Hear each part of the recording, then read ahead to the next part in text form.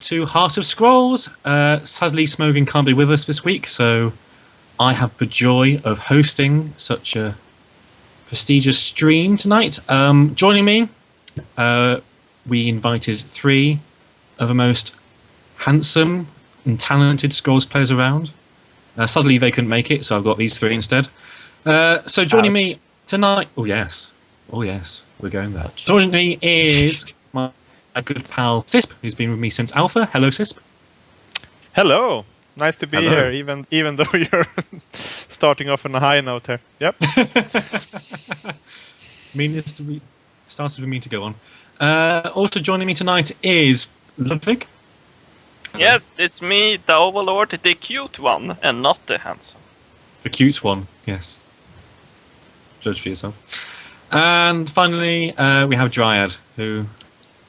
Yo, I'm here. I have no camera. The blank screen. And yeah, I apologise for the quality of my camera. My camera's you actually are the fine. darkness. He's the darkness. He's Blankos. the darkness.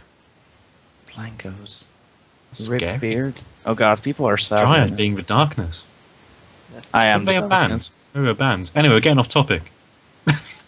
It's a good topic. Yeah, where were we? Oh yeah, stuff. Last week we covered the lingering spells from the latest set of Waypoint scrolls. And so this week we'll be covering the rest of them. There are 8 in total. So let's get to it. First one we're going to be looking at is Squire. Squire is a 2-cost order creature.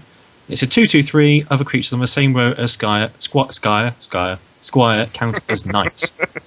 Shut up, you. You're in trouble. No. Okay, we'll go to you then. To Overlord first, what do you think of Squire? And keep it into about 12,000 words or less. How many laughs do you count into a word? Anyway, I think Squire is solid. Like just the number itself is the same.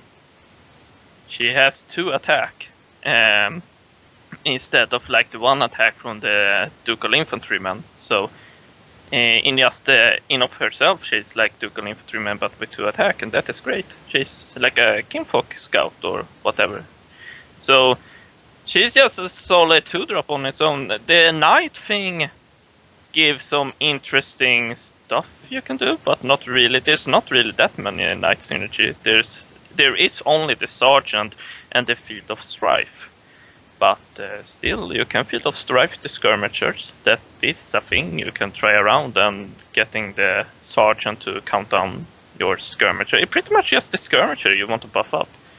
That's like the thing. She's quite situational. She's solid. She's not this great, oh my god, all the possibilities card as my son might perceive. I feel she's a solid, good option. Sis, any thoughts? I think when we're talking 2/2/3s for 2, I think that any ability they have is pretty much a bonus, given that that's the base stats. So in energy you get ranged on top of that. In order, apparently you get a fairly situational keyword granting ability. It's fine. I mean, it's a 2/2/3, 2/2/3 for 2 will always be playable, I think. But they didn't have one either order, so it definitely fills a hole there. It's a good, obviously, in a meta where there's a lot of stuff attacking 2 health stuff. So it's definitely gonna see play in certain decks. It's not a bad scroll. Yeah, it's not a bad scroll at all. I think it's stats are key in this game, I think. And if you have playable stats, there will be places for you eventually. I think it's not an automatic include, but it's an option. Is it meant to affect the entire row as well as what I mean by that? Is it meant to affect your opponent's side of the board as well as your own? I am just assuming that is for flavor's sake. I think that should not be the case. Yeah, because look, according to the wording, the text on the card, that it's following, and like it's doing what it says it's supposed to do. but it makes no sense. Ducal infantrymen do not affect opponent. Royal infantrymen do not affect opponent. Nothing in order affect opponent. This makes no sense flavor-wise. Like, why would I make the Rot Eater a knight? There's no point. What if you control the Rot Eater though? So that makes no sense. Also, I just want to. I think it's not. I don't know if it's bug, but they should change it if it's not a bug. Also, I will give. Yeah. Also, I will give a comment on this. I would say she would be a great card if she was also something herself, but she's not. She's just a human. She's not a soldier. She's not a knight, which makes it. Yeah. So my point is, she don't have really any synergy herself, and that's what's put down her from great to just solid, so to speak. Giant, anything to add?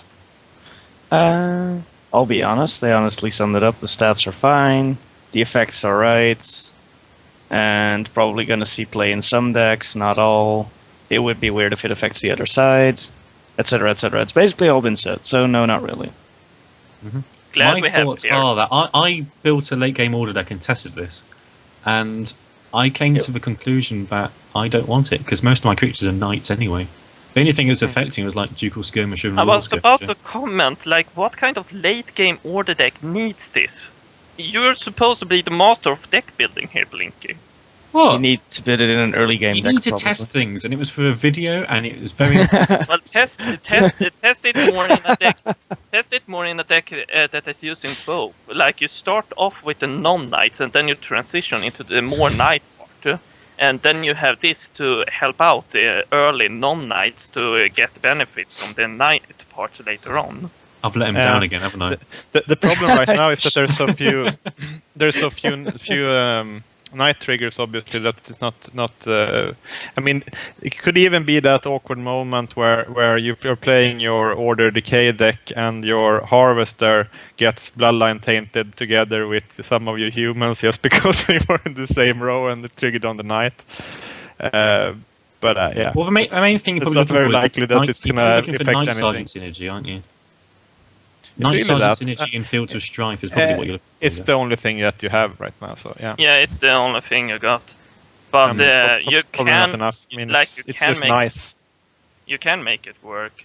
Like what I used in my, I think the knights I had in that deck was the Vanguard, the Knight Sergeant, and I think I had Arbalister, but I'm not sure.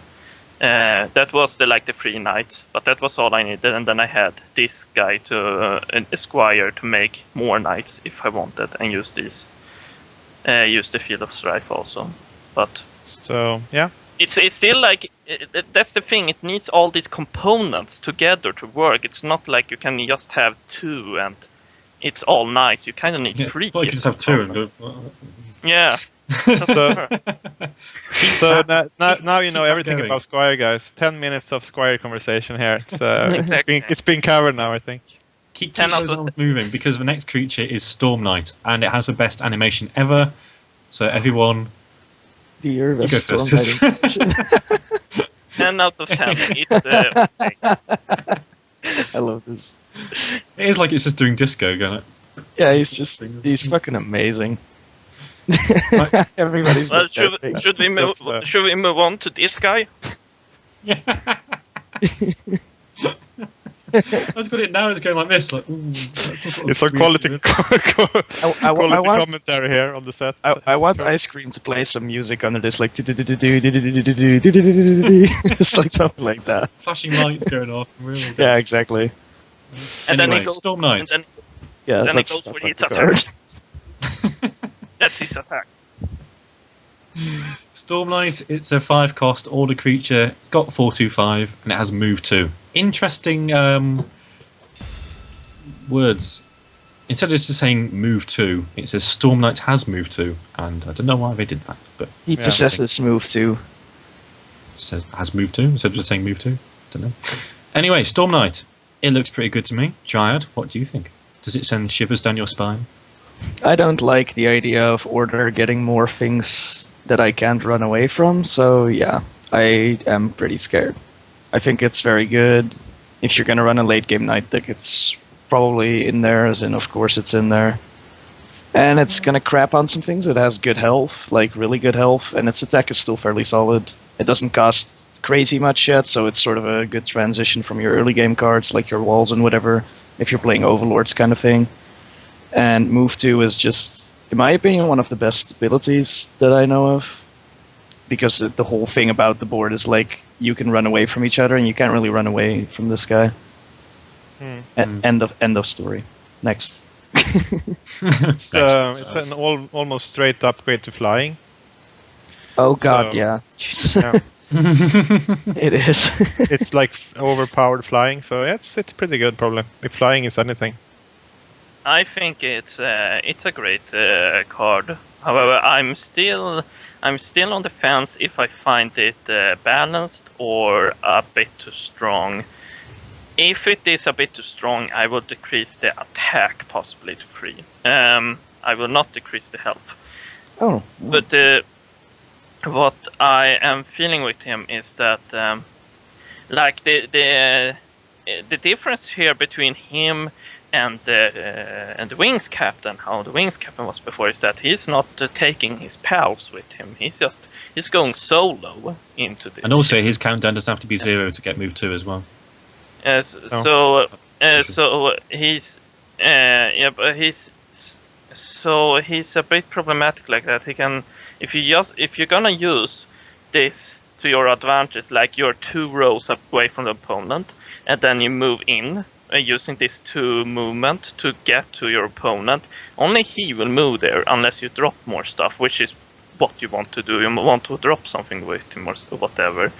That makes it more problematic, unlike the captain who can just bring her forces with her. She just moved the whole row with her, but he moved on his own, and he don't have any. If he had Relentless, he would be overpowered, because even if he just move on his own, he can just move to the opponent, and then I focus and smash the row, and they cannot hide from me. But he can't do that. He can only take down 1 opponent.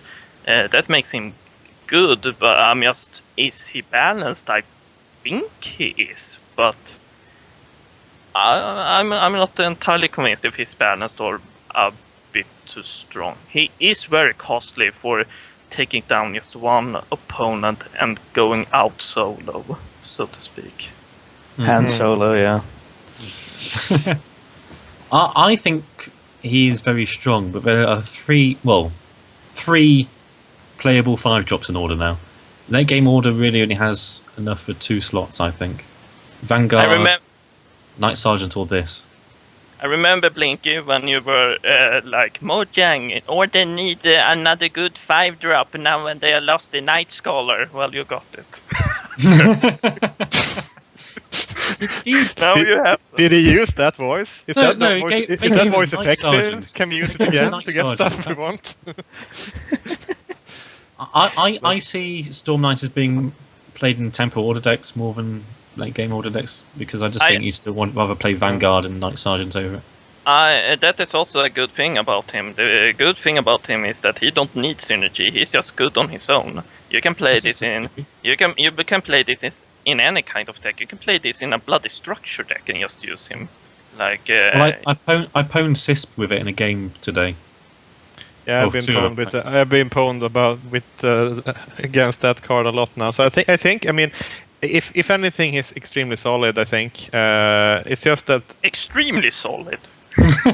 he is extremely solid. I mean, which is a way of saying very, very good. if you thought Squire was gimmicky, there's nothing gimmicky about this guy. I mean, he's gonna just find you and hit you. It's very. I love that it's just so simple as well. Yeah. It's just like one ability. But as I said, that is his strength. But also there will be a retaliation, and that is his drawback a bit. That you will get retaliated, and he cannot hit anything. He only hit what is in front of him because he's vanilla like that. So he needs some help to really get most efficient from him. I mean, if you look at stuff on 5-drop, you are starting to get very powerful abilities, and it's probably a little bit too early to say how powerful this one is. But you're getting into the like Ironclad's invincibility ability. You're getting into like Royal Vanguard's crazy buff ability. I mean, you're expecting some power at this level. So move 2, Yeah. we don't know where it's gonna slot in so far, but we'll see. Well, you need that. It's definitely pretty good. Anyway, it's time we move on from Storm Knight. We're now on to Energy. With Snargle Hunter, it costs 3. It's a 3/2/3, and when it kills a beast, increase current energy by 4 at the start of your next turn. It's So a obviously, Snarg- Mojang are kind of preparing for the beast meta, which they think is coming. So I don't know where they got that idea. It was sarcasm. If no one picked up the sarcasm. I like this has been commented in the community a billion times, but I will comment it a billion one time. Is that it's funny how it is a Snargle hunter who can't kill a Snargle, but but it is. Yeah, it's true. He's not the most effective. Well, hunters go in packs usually, right? Yeah, they usually like sort of kill their prey and then they have to stalk it again. It's that's how an efficient hunter works. My opinion on this guy is that he is as good as a spearman because he's as situational. He's very good in a certain matchup and quite useless in others, like the spearmans. So I think we're gonna see him. He's a melee guy, so we're probably gonna see him in some. From time to time, we might see him in like a Gravelock deck that is using machinated mindset for the relentless and that kind of stuff for the synergy. But besides that, I see him very situational. The idea is kind of cool. Well, just looking at what the standard playable beast cards are now, there's Great Wolf, Striped Fang Bear, Snargle probably being there, Mangy Wolf, Rot Eater, Nog from Nog's Nest, Boghounds, Ragged Wolves, and Bunnies. That's pretty much it. There's a lot of played ones as well. So yeah. So it. Rat It's King. the counter to Budding Vater and Miracle Pudding. That's what this is. I've tried that, but it's a bit too Okay, slow. it's But not. for that purpose, it's a bit too slow. But it's definitely helping. What do you think, Dryad? Would you play this or? Well, It's not structured enough. That's the problem. well, that's one problem. Basically, I like structures most, but it's a 3/3 for free, which is okay. And then its ability is kind of situational, like you said. Again, with the Machinated Mindset, it could see play, but I think there's better melees that do the work more efficiently. If beasts get played a lot, he could be okay. But for example, against Miracle Pudding, like you said, he's kind of slow against that. By the time he starts taking their first beast down, possibly, it's already by the time they're starting to win the game, if they have a good hand, that is. So I don't know if he's quick enough to stop that. He could be decent against Grove. I guess killing Rod Eaters is fun, but I don't think they'll ever let you get to them. Like, it's going to be behind something, and once that dies, the Rod Eater is going to have too much health, so unless you have like a Thunder Surge or something, maybe. I don't know. Yeah. I mean, He's okay, but I wouldn't play him probably. I might be proven wrong. Yeah, I'm just feeling that he's good because he against decay and primary growth. You kinda, in a sense, get a power trip every second turn. I was about to say that if you again. if you can get him effective like that. But against order and energy, unless the energy is using Snargles, he's completely useless. Ghost Bomber's just said that he wouldn't play it in a deck. He wouldn't play it against a deck with 100% beasts. I think that's not correct. But Yeah. I think that the thing is that it's they've done a good job in Waypoint, I think, with enabling the melee deck. It's definitely an option now. Or rather, I wouldn't say melee deck. I would say it's you can get to a point where you can play a deck without bombard. And you can definitely have ranged creatures in there as well. There's some that are just playing good, like Canonetta, for instance, which is essentially having 3 power, just a little bit differently distributed and very good with buffs and so on. So like if you're playing a melee deck, for God's sake, don't take out your Canonettas. I mean, it's one of the best creatures in the deck still. But I mean, this guy he's perfectly fine in a certain meta. I think it's the same thing there. With it's not going to be an auto include, but it's going to be a good option to have for the deck. And essentially, I mean, if you can trigger it on turn 5, it's basically a time warp for your resources the next turn. So Time warp. A time walk, as in you're getting almost a full amount of a full turn of resources on the next turn. So it's definitely powerful when it triggers. I mean, Yeah, it is. It does enable you to do a double play or to do like a big eruption or something like that. So it can definitely swing, but it's just that you need to understand that it's most of the time it's going to be that 3/3, and if your deck is set up that it's fine that it's a 3/3, then I think you can play it. But have those moments where it's better. Another thing people are bringing up that is fairly true, well, it is true, is that energy doesn't have that much card draw, and if you get that extra energy and you're going to spend it, you're probably, well, if you get lucky, you could play like an Iron Ogre or something, but if you have a bunch of small stuff in your hand and you're going to play several of it, then you're also going to sort of screw yourself on the whole card advantage thing. You're going to get like a good amount of board control for it, but you will screw yourself on the cards in hand with energy unless you're playing like clock libraries. Yeah, but you have tools. I think it's simply not true.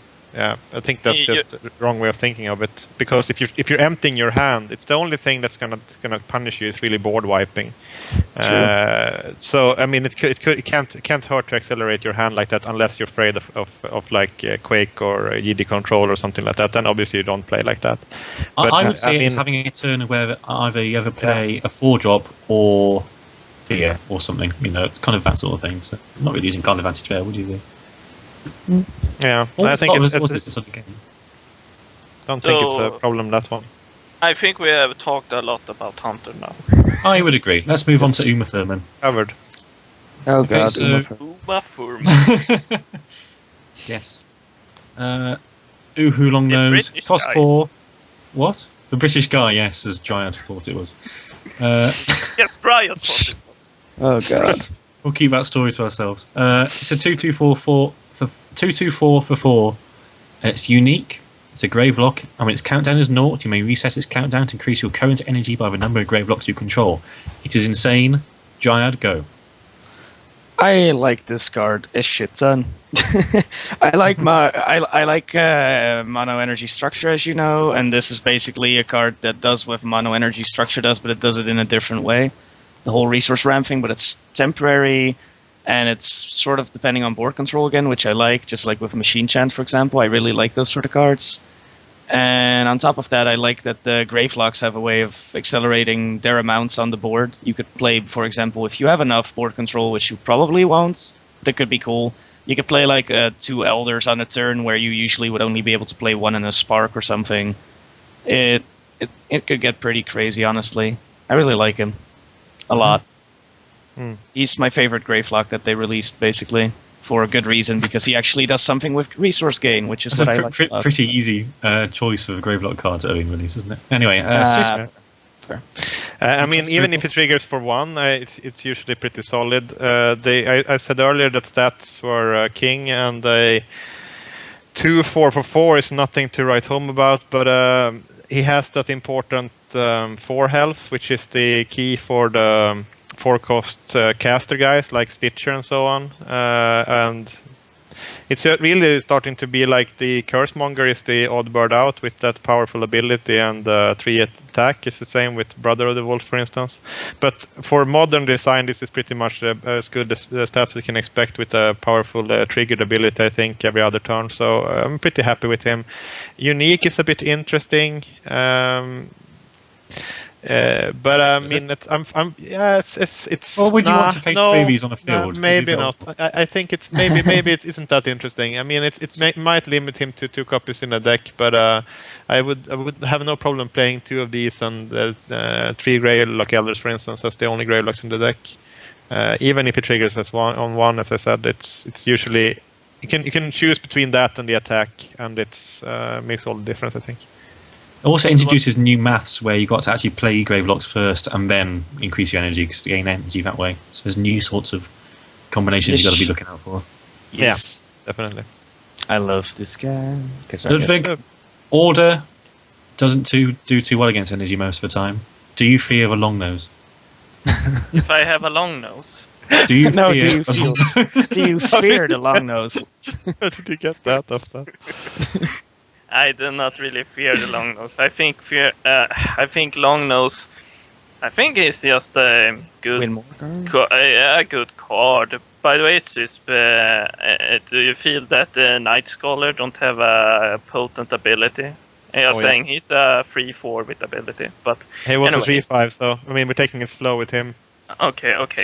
Anyway, anyway, I'm just like he's not really doing anything threatening like that. He just can give you more resources, and with those resources you can get like more board presence and whatever. But he won't do his ability, and then you just get nuked.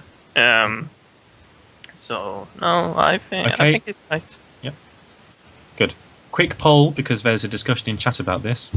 All right. How many would you run in a Gravelock deck? I would run 2. Personally. 2, Cisp? 2. 2, Dryad? 3. I'm a 3 person as well. I think I want this ability so much. So that we I want have to fight now to settle this. Yeah, we do. The good thing about scrolls is that you can sack the scrolls. So if we draw another one, we can always sack it. That's the important thing. But what if that third could have been that essential scroll you needed now to win this game instead of something you must sack? True. I like the ability enough to want to draw it all the time, but because I think they'll also try to remove it. But I agree that having 3 uniques is a bit awkward. So, like, I want to try 3, but I will have to test around with that, and if I don't like it, I might go to 2. In my energy ramp deck, I've got 3, and it's pretty damn good. It's also got power chips and weird energy vamp or ramp? Ramp, right? Ramp. Okay. I was just like, energy vamp. That is interesting. You can't have enough Uma Thurman. Anyway, moving on from energy, we're on to growth now. I haven't tested any of these scrolls that are coming up, so it's up to you guys. Verdant. Yes, Vilda the Verdant. It costs 3. It's a 2/2/3. It's got unique. It's got ward, so it can't be targeted. And whenever its attack is increased by 1 for each enchantment you control. This seems fair. Cisp? I think that as usual, their growth is getting pretty good scrolls. It's just that it's been hard on the test server to get like decent regular matchups against growth because of pudding, for instance.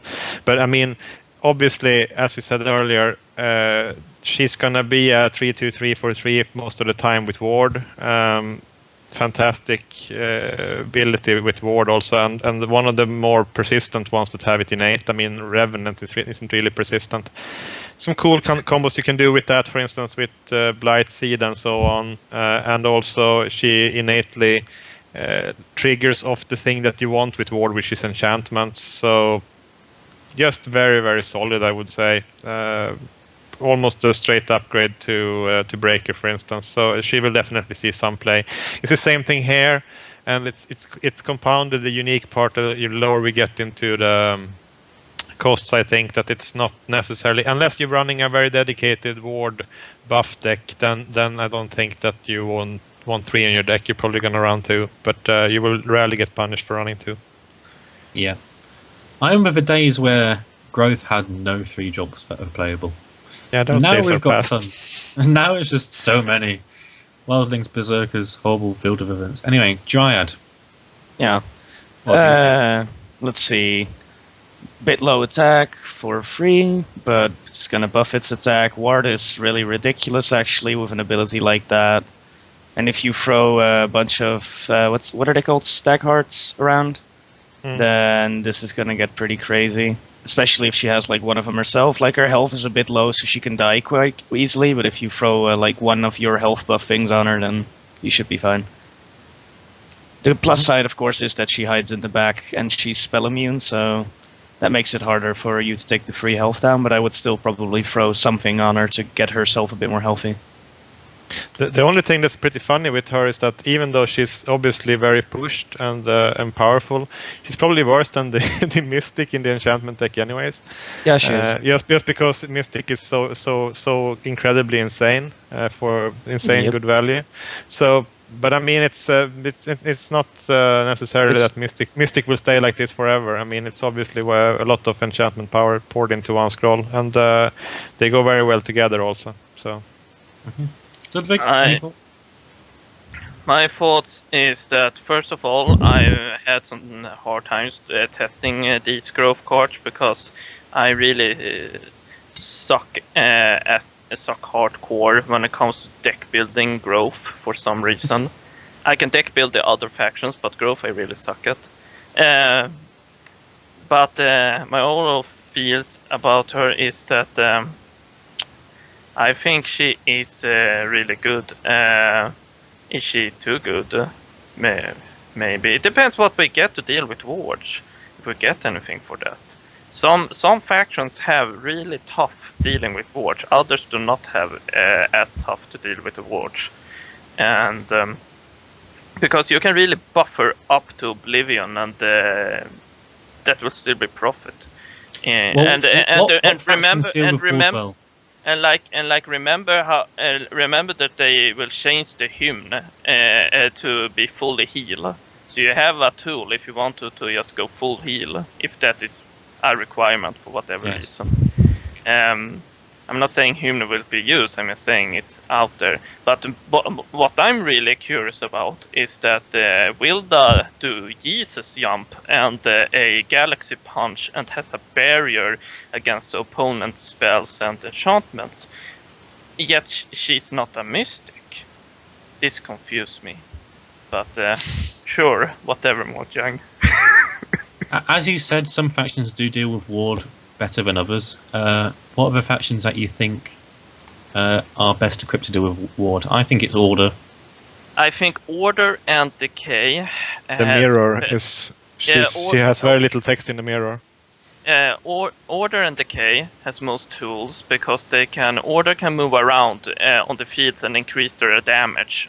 So they are like, this blocker, move it away, increase my unit's damage, and then like attack it. And they have a bit trickery things like Horn of Ages with Warding Stone to push it back if they want to. And now they have Wing Sorcerer. She's really helping. And Decay got the curses and the jumping around, poison, and just things in general, attacking just in general and stuff like that. Mm-hmm. But I feel energy and growth can have some issues because growth is just about attacking, and energy really can't do anything that is against a high health warded guy. They can do a few things. They can do double machinated. What can they do besides double machinated? Triple machinated? They can't do anything. They can only do like Thunder Surge. Thunder Surge won't do jack shit against something that has like 15 health and will be healed. So they don't have actually much tools when it comes to energy. Dealing with this kind of ward. But I think that's I mean, energy obviously suffers the most from ward. I think that in the mirror matchup in growth, if you stick something in the back there, growth is going to be much more scared if it's a Great Wolf or if it's a one countdown guy or something like that than if it's a Vilda, because it gets hung up on rats and so on. So I think that growth has a fairly good chance of dealing with her, and they have Frost Gale and Quake and all of that as well. So it's really ward is a pretty good ability, especially when you get it out of the gate when you're dropping the creature. But it's actually less powerful, I think, in the game now than you would think, just because of how much untargeted stuff there is, and also how the difference with hexproof, for instance, in Magic is that the removal targets like that all the time, and you can choose if you want to block or not. In in scrolls, I mean, if it's an empty board, you can always kill a unit by just attacking into it if it's an empty board. So she needs more support than it's the case, for instance, in MTG. So The thing is just definitely that- powerful, but not overpowered, probably. The thing is just that to get that health threshold, when you start to get limited options in what just can overall kill it with your AoE or like non-target stuff and so on, you to get that health threshold, they can be dealt with all kinds of target things. But to get the ward, you need to use something separately, and they can be dealt with other stuff.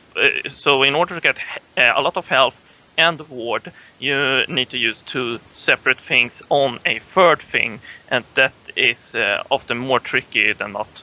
But she already has ward, which means she just needs to get out, and if you can like next turn give her a oak blood, you already have something that is really difficult to deal with for many. That is like what I'm getting at with her. Yeah, but it's the same thing there. Without the relentless, it's gonna hang up, and you're gonna have time. I mean, Oak Blood, for instance, on a Great Wolf is something that you need to solve fairly quickly, or it's just gonna take over the game. She might take more time to take over the game, for instance. So, and that's also why the old Wings Warder was more scary when it was coupled with relentless units compared to how scary she's gonna be. I think. I mean, there's ways of getting her relentless, also, of course, if you're in energy, also with mindset and so on, but she requires a bit more setup than some of the other stuff we've seen so far, I think. Anyway, we need to move on now. All right. Let's move on. Growth has got another creature called Gusty Izula. Is that how you pronounce it? Something like that. Cost 6. It's a 5/5 with flying, and it's the bird, not the woman. I think she looks pretty good. I mean, it looks pretty good. I don't know. Whatever. She's Wilda. We just covered her, but I know. I think this creature looks good. I don't think it's going to be rare either. I think it's going to be a non-common or something, but it could even be a common. Something quite cool. But yeah, Ludwig, what do you think of? I think it's not like really weak, but I think it's a bit weak. Like I think it needs maybe 6 health. The reason is this is if we're gonna I'm gonna go back to the fly trait, but I'm just saying if we remove the fly trait, this is like a worse cannon automaton, and we know how bad cannon automaton here is. We discussed that several times in all kinds of forums. So the fly is what is trying to carry this unit from being another cannon automaton, and the thing with fly is that fly works well if you have like a rally or whatever. Otherwise, you kinda just moving the unit adjacent like any other unit. If you're gonna use the fly, you will get countdown increase, and that is more than not very helpful. What you're gonna use this as a blocker to block something? What is it that is so extremely important for growth to block? Like that would be like a Jarl, I guess, if you're going that late game, that you're blocking a Jarl or whatever, and try to protect him. But otherwise, so I don't think actually the flying will be without a rally or a god hand, which they have, and it is good combos. It's not really good otherwise, the flying on its own, which makes this unit rather weak. I think it needs, as I said, maybe 6 health or something. Sis? I don't know if we can do to salvage this one. I mean, the problem is that, as Ludwig says, I mean, when you're up that high in cost, you're expecting some really big ability out of it. And I think we covered earlier that it's pretty much straightly inferior, the ability at least, to the one of Storm Knight, which is also a bit cheaper, and for that reason gets a little bit more of a pass on how effective its ability has to be in order to make it good. Flying is still very, very awkward. There's no ways around it, and I mean it requires setup. And when you're dropping something for 6, you're expecting that one to take over the game by itself. I think the old Sister of the Owl was much better at doing that. For instance, it brought 3 units to the table and had buffs and all of that. This pretty much has almost no text in a lot of cases. So I think that it's probably on the weak side. I don't know if the health would help it. I think it's just creating a scroll that's very different. I mean, it's just creating a very big, bulky creature now that doesn't feel like the flying is going to matter more for that. So maybe it needs a second ability that's interesting. I think everyone's approaching this wrong. I see this because it's not going to be a rare. It's going to be a common or uncommon. I see this as a great card for new players who are just starting out. They need a great cheap bomb that they can access easily. They've now got a 5/2/5 for 6 with flying. So I think that's great for new players. Suddenly they've got access to something bigger. Because previously, everything big that is a bomb has been rare and quite expensive for new players to come along and get. First cheap. I do not agree with you, but that is a completely different topic in how you design a game. So I won't go too much into that. I'm just feeling... In which case you're wrong. Dryad. Go. Okay. 4/6, a 5/5, bad stats. Flying's okay. Not good enough to carry it, what everybody already said. Although I do like your comment on if it is going to be a common or uncommon, then it could be fun for new players to play around with their friends when they start out. Plus, I really like the art and I like the in-game model, and I agree it has got one of the best arts, isn't it? Yeah. And I agree that both God Hand and Rallying have some combo potential with it. Is it a beast? Yes, it is. So you could also... Doesn't Culling the Flock do something for it as well? Yes, yeah, it does. It with Essence Feast also, it kills an idol, so... Yeah, and with Culling the Flock, it gives all your beasts +5, and you can fly it around and protect it all the time. Not saying that's amazing, but you can run away basically for some while, and then when you have other stuff out, you can use this as a blocker even until then, because it has fair health. If you would make it 6, it's even better. Then sack it for the bonus attack with Culling the Flock if you do something beastie. Like it's fun on flying. What's going on? Well, I think flying in any other faction other than growth would probably be a bit rubbish. It's a bit scary if you have 3 attacking units and you have Culling the Flock and Essence Feast for sure. Then they better not have 3 uncovered idols at that point. Yeah. What I'm saying is it's alright. Like I don't think it's good enough, but I don't think it's completely horrible. And I agree, if it's going to be a common or uncommon, it could be fun for new players to try out a big birdie. Plus, like I said, looks awesome. I want one.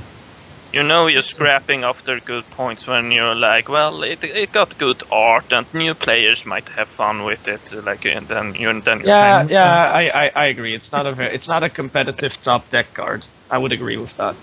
No, but I think scrolls needed more scrolls like this. You can make scrolls that is good overall in all times of the game, and as well being not rares, but again, different topic. Yeah, but they're not exactly bombs, sort of thing. That's before. At the moment, they're all rares, pretty much, aren't they? No. Yes. Oh, sorry. Sister Vial, Great Wolf. It's only Kinfolk Jarl. If we're looking in growth at the moment. Oh wait, you mentioned only the high cost ones. Yeah, I said big bombs. With big bombs, what he means is big units. Yeah, I thought... Okay, yes, if you mean a high-cost unit, yes, they are pretty much all the only rares. Yeah, that's what he meant. That I agree on. I thought you meant big bombs as big bombs, like, this is a cool, good unit. No, big bombs is in big, huge units. creatures, big fat creatures to get jobs done. There's no action. Yeah, that's the most that's rare. true. Yeah. That I agree on. Anyway, moving on to Decay now. We've got Slayer Vestige. It costs 2, is undead, and it's eating a scarf. It's a 2/3/3 with Slayer. Slayer kills anything it hits. Any creature, isn't it? Not you. Any creature, yeah. I think it's quite cool. Ludwig, do you think it's quite cool? Yeah, I think it's good. I think it's a solid guy. Just rightly balanced. With the free countdown makes him balanced, and there is different kind of opinions regarding him, but like he's not overpowered. He got free health. You can, if you want to kill him, you can kill him within 3 turns with his free health, and he's not that bad because many free countdown guys in the game often actually get attacked. Like, do you know how many times I had an aging knight attacking and he is at 5 countdown? Like it's ridiculous that that he could attack that many times. But it's because like people have other priorities to kill. They have priorities to kill, and the aging knights, tribal guys, and whatever, they are not priorities. And he is a bit of more a priority, but still he's good. Dryad? Good ability, bit long cooldown with low health, but his stats aren't bad for the cast. You can play him fairly early, and if he gets an attack off, it's pretty good. He's probably gonna get cock blocked by something like in front of him that's gonna be a chump, I would assume. But could be worse. Like I think he's okay. Maybe in an undead deck or something. Since he's not a human, I don't think you would run him in the standard decay. No. That's about it. Maybe there is a lot of synergy with undead now, with Restless Bones and that other thing. Yeah, and also the other creature. Yeah, I agree. So I think in that sort of deck, he would be like really Flesh good. Animator. As in, with Flesh Animator in a deck, he would actually be really good. Like really good. And if there's not a Flesh Animator in the deck, then he's fairly rubbish. That's my opinion. Hello, sis. Yeah, he's fallen asleep. He has fallen asleep. No way. I think it's just a frozen camera, right? I hope It's a frozen camera. That's amazing. or I'm a very good ventriloquist. Okay, but I can talk without moving my mouth, so that's fine. Slayer Vestige, yeah. I mean this. No. No, it's. I actually like that they're more vanilla designs like this. Shut up, my guys. I'm gonna talk now. It's. I like that they're doing more vanilla designs now with like this. I mean, I said earlier that I think that good stats are paramount. This one guy doesn't have good stats, but and there are definitely a lot of times where he's strictly worse than, for instance, Tribesman at the task of blocking, which is something that three countdown guys are apparently good at, actually. So, I mean, it's not the worst scroll. It's the synergy is helping it a little bit. I like that we got another Slayer unit, so they're starting to use the keywords they put in. Fine scroll, won't make many decks, but can definitely be in the game, I think, and it's probably fine where it's at with the power level. So We'll make an undead deck. yeah, I mean it's not bad. It's just a decent guy, I think. I think 3 health is important as well, because most undead creatures have got no health. Have they? I don't even know what's undead anymore. I mean, for instance, like I like Boghound better just because it's better early. It attacks better, and then late it's almost got Slayer because it hits for 4, so it kills anything anyway. So it's just it's a little bit not so solid, but fine anyways. I mean, it can definitely stay like it is, I think. Anyway, last but not least, it is. Oh, I'm going to get this right. Oam Lassa Highguard. It's a human warrior. It's a 6/2/4 for 6. And any unit facing it, with no units in between, gets -3 attack and has move 0. So 6 attack for 6 is pretty good. 4 health, a bit weak, but it can slow things down. What do you think, Dryad? It's pretty good. It's the perfect Storm Knight counter, really. Like, that's why they put it in. So, that's all I got. Okay. Low health is really bad on a unit that has an ability where it wants to sort of be in the front line, preferably. So that's not very good. Its attack is amazing. It's going to destroy anything. It's a human, so it's good with Witch Doctors, which helps. I just think if they made it a 5/5, for example, it would already be a fairly strong unit, or a 4/6. Like, its attack is a bit too high, actually, if that can be a valid complaint, and its health is very low for its cost, so it's kind of risky. Yeah, I like it big as 6/4 because it kind of differentiates its stats from other like big drops. Yes. I agree. I If just it's a have 5/5 or 4/6, whatever, it's too close to other things. Yeah, go ahead. Go ahead. Well, okay, I can talk about. I just wanted to make the short comment with that. You're saying it is a perfect counter to Storm Knight. I'm just feeling, how the Storm Knight can just move away. It got 2 moves. No, this has moved. It gets move 0, so not move reduced. Oh, okay, that's true. It doesn't Yeah. decrease. It okay, is the new but, counter to Storm Knight, It's dude. move 0. Just saying. But all right. But okay. Well, my thoughts about Highguard. I can agree with Blink. It's kind of cool having a 6-drop with high attack and low health like this. But I felt like this was the wrong unit for it, because this unit, it demands to be in front, or the ability won't go into effect. So he should be focused on having health and not having a bunch of attack, because he will die relative soon.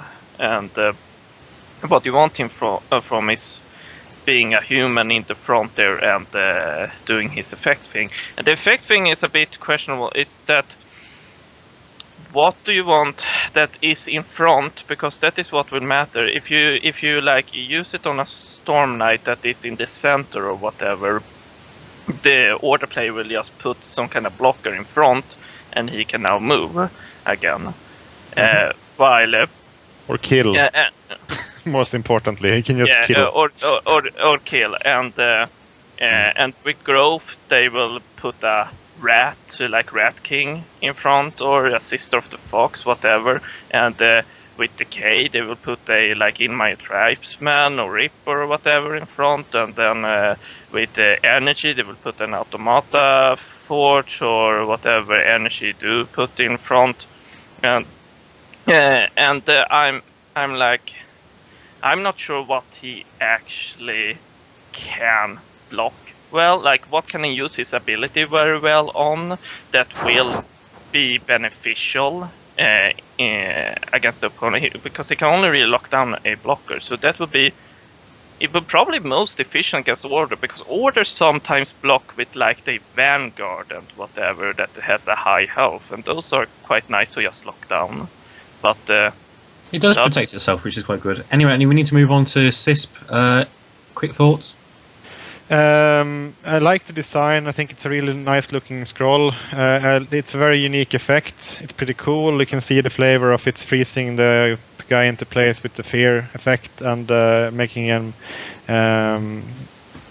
not move and very scared to attack.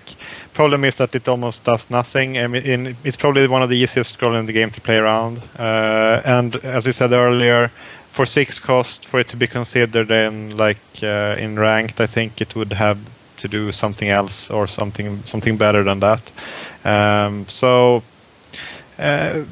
Interesting scroll, pretty low power as it is now, I think. Again, it's probably going to be a common or uncommon, so it's going to go in a sort of bomb, sort of huge attacking theme. I was going with. That's quite good. Not if it affected the entire row, then it would be playable. But as it is, it's still pretty cool. Nice Looks idea. great. Looks great. Anyway, with 5 minutes to go, I think we're going to talk about the remaining 16 scrolls, because there's still 16 to come. So I'm going to ask everyone what they hope is in that 16 scrolls. So we'll start off with you, Dryad. Quick minute. What sort of scrolls do you hope to see in the next 16 scrolls? Let's see. Other Good. ways. No, joking. Other ways to deal with lingering. Yeah. More pillage / dominion. Preferably 1 or 2 more grave locks, which could have pillage or dominion, probably pillage. And finally, I would actually like to see some structures, because I'm not getting any structures and I'm angry. So I would like to get structures. I don't think. I'm still waiting for my 8th energy. I'm still waiting for my 8th cost mega cannon or whatever that does something really cool. I want something really Takes big. out Yeah, exactly, something like that, like some huge bomb thing that just wins the game for you in the late game. a 10-1-1 for 7 or something. Because that would solve the whole problem where people complain that I win at turn 56 or something. So if I just get something to win the game with once I'm ahead, that would be nice. Like a 5 cooldown card that would instantly destroy an idol. And then not the idol in front of it, but any idol on the field, like 1 at a time. Well, good luck with that. The Overlord, what do you hope to see? Well, I think what Waypoint need, just in the Waypoint, it will be more Pillage and Dominion guys, because those two lingering is not doing much at the moment.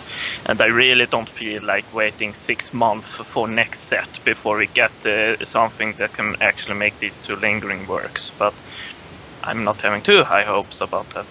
But I feel the factions overall need, I feel Order needs very focused on the board presence and need some more ways to solidify their board presence. And I think Growth needs some other tools to deal with these blockers that is not about having high health, and it's more like a Witch Doctor that is just summoning another guy, and the Waking Stone that don't care about damage.